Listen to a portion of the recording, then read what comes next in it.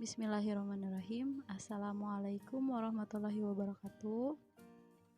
Di sini saya Iren Fatiria Mutakin sebagai moderator akan memandu jalannya presentasi kali ini dari kelompok 4 untuk menyampaikan materi implementasi fungsi-fungsi manajemen pendidikan.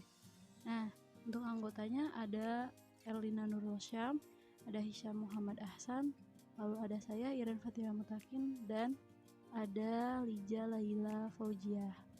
Langsung saja kepada materi yang pertama akan disampaikan oleh Saudari Erlina Nurul Syam. Untuk Erlina saya persilahkan. Terima kasih kepada moderator. Saya akan menjelaskan mengenai pengertian dasar manajemen pendidikan. Pengertian manajemen. Kata manajemen sendiri berasal dari manajemen yang diartikan dengan pengelolaan. Sedangkan secara istilah, terdapat perbedaan definisi manajemen menurut George R. Terry pada tahun 1977. Management distinct process of planning, organizing, actuating, controlling, POAC, perform to determine and accomplish the objectives by the use of human being and other resources. Manajemen adalah suatu proses yang jelas, dimulai dengan perencanaan, pengorganisasian, pergerakan, dan pengendalian yang dilakukan untuk mencapai sasaran yang telah ditetapkan dengan menggunakan sumber daya manusia dan sumber daya lainnya. Selanjutnya, pengertian pendidikan.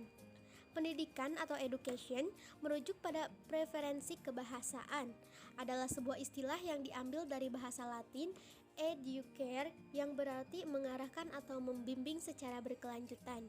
Proses education adalah proses yang harus dijalani manusia semasa hidupnya tanpa ada waktu untuk berhenti atau pendidikan sepanjang hayat. Terkandung dalam Undang-Undang Nomor 20 Tahun 2003 tentang Sistem Pendidikan Nasional. Pendidikan adalah usaha sadar dan terencana untuk mewujudkan suasana belajar dan proses pembelajaran agar peserta didik secara aktif mengembangkan potensi dirinya untuk memiliki kekuatan spiritual keagamaan, pengendalian diri, kepribadian, kecerdasan, akhlak mulia, serta keterampilan yang diperlukan dirinya, masyarakat, dan negara. Maka dengan kata lain, manajemen pendidikan adalah sebuah upaya untuk menata bidang pendidikan, khususnya lembaga-lembaga pendidikan, agar seluruh fungsi manajemen bisa berjalan secara efektif dan efisien, sehingga tujuan pendidikan dapat tercapai dengan baik. Mungkin itu saja yang dapat saya sampaikan. Selanjutnya saya kembalikan kepada moderator.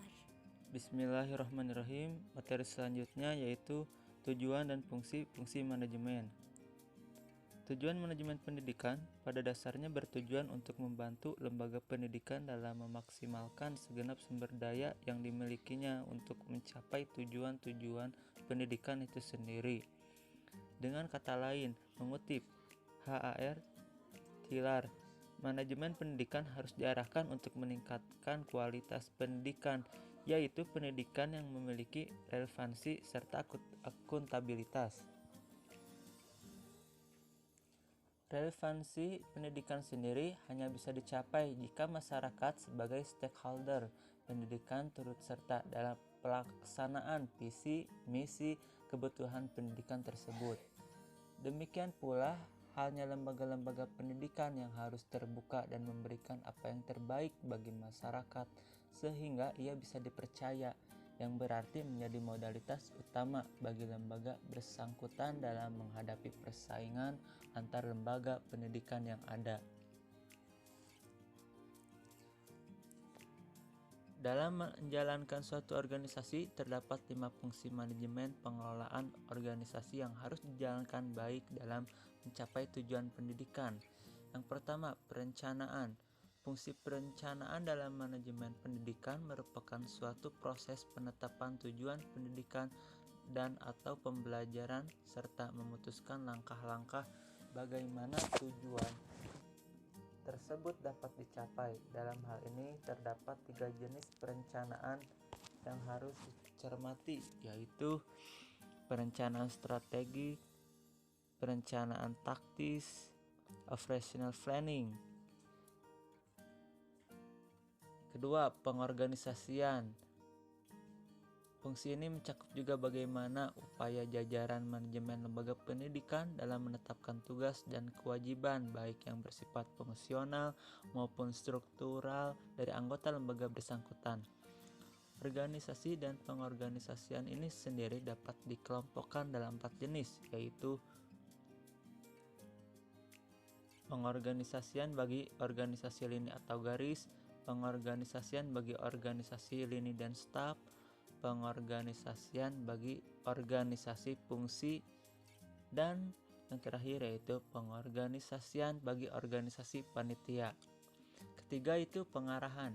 Fungsi ini diartikan sebagai proses mengarahkan perilaku orang lain dalam organisasi pendidikan ke arah pencapaian tujuan tertentu, terutama tujuan pendidikan itu sendiri. Yang keempat itu pengendalian, merupakan fungsi proses yang mencakup pemberian arahan, prosedur kerja bagi karyawan agar dapat melaksanakan pekerjaan dengan cara yang paling baik, serta menciptakan iklim kerja yang kondusif bagi terlaksananya aktivitas pendidikan yang telah direncanakan. Proses pengendalian dalam manajemen dibagi dalam 5 jenis, yaitu preventive controls, pengendalian pencegahan. Selanjutnya, pengendalian detektif controls. Terus pengendalian korektif controls, pengendalian pengarahan. Yang terakhir, pengendalian compensating controls. Baik, terima kasih yang bisa saya sampaikan. Materi selanjutnya akan disampaikan oleh teman saya. Assalamualaikum warahmatullahi wabarakatuh. Saya lanjutkan tentang penerapan operasionalisasi fungsi-fungsi manajemen dalam lembaga pendidikan. Yang pertama ada perencanaan. Perencanaan yaitu pemilihan, sekumpulan kegiatan, dan pemutusan selanjutnya apa yang harus dilakukan, kapan, bagaimana, dan oleh siapa. Perencanaan yang baik dapat dicapai dengan mempertimbangkan kondisi di waktu yang akan datang, di mana rencana yang telah diputuskan akan dilaksanakan, serta pada periode sekarang pada saat rencana dibuat. Beberapa bentuk rencana yang biasa dilakukan oleh lembaga atau organisasi terlepas dari tipe dan bentuknya, antara lain ada program, standar, acara, anggaran, metode, siasat, kebijakan, prosedur, dan juga ada peraturan. Lalu yang kedua ada pengorganisasian. Di dalam pengorganisasian terdapat adanya pembagian tugas, wewenang, dan tanggung jawab secara terperinci menurut bidang-bidang dan bagian-bagian. Sehingga dari situ dapat terciptalah adanya hubungan-hubungan kerjasama yang harmonis dan lancar menuju pencapaian tujuan yang telah ditetapkan. Ketika struktur organisasi sudah dirancang, maka manajemen organisasi bisa membuat gambaran formal atas hal tersebut dengan merumuskan bagan organisasi. Lalu yang ketiga ada pengarahan dan juga pengendalian dalam lembaga pendidikan tinggi. Fungsi ini diarahkan untuk menyelesaikan apa yang menjadi tugas dan kewajiban mereka. Fungsi pengarahan mencangkup pemberian petunjuk dan instruksi kepada anggota organisasi agar mereka bisa bekerja sesuai dengan rencana yang telah ditetapkan.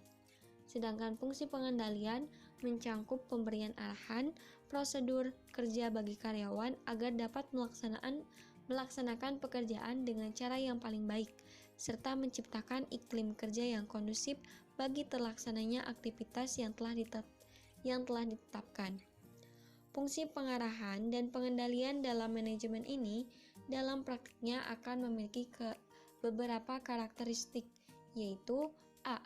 Pervasive function, B. Continuous activity, C. Human factor, dan D. Creative activity, yang E. Executive function, dan delegative function. Dalam praktiknya, apa yang dibutuhkan untuk mendukung kelancaran kegiatan pengarahan dan pengendalian manajemen dapat dilakukan dengan mengikuti pola PDCA, yaitu Plan, Do, Check, dan Action. Mungkin cukup sekian dari saya. Saya kembalikan kepada moderator dan rekan saya yang akan menjelaskan terkait kesimpulannya. Sekian, terima kasih. Baik, terima kasih Lija. Saya ambil alih kembali. Lalu untuk kesimpulan, aplikasi fungsi manajemen umum dalam manajemen perguruan tinggi dalam meningkatkan mutu pendidikan tidak terlepas dari kualitas sumber daya manusia yang dimiliki. Oleh sebab itu, lembaga pendidikan juga harus mampu memenuhi kebutuhan sumber daya manusia, baik jumlah maupun kualitas, dengan mengoptimalkan fungsi-fungsi manajemen sebagai usaha tercapainya tujuan organisasi melalui kegiatan yang efektif dan efisien, dan juga untuk memasok kebutuhan sumber daya manusia yang sesuai dengan permintaan dan peningkatan proses pendidikan setempat, dan dengan mengembangkan unsur-unsur pokok yang menunjang yang diperlukan. Peningkatan kualitas pembelajaran perlu menggunakan strategi-strategi yang dapat diterapkan pada masing-masing lembaga dengan memperhatikan karakteristik lembaga. Dengan sumber daya manusia yang berkualitas, diharapkan lembaga pendidikan akan menjadi lembaga yang mampu menghadapi tantangan masa depan dengan efektif. Mungkin sekian dari kelompok kami. Mohon maaf jika banyak kekurangan. Wassalamualaikum warahmatullahi wabarakatuh.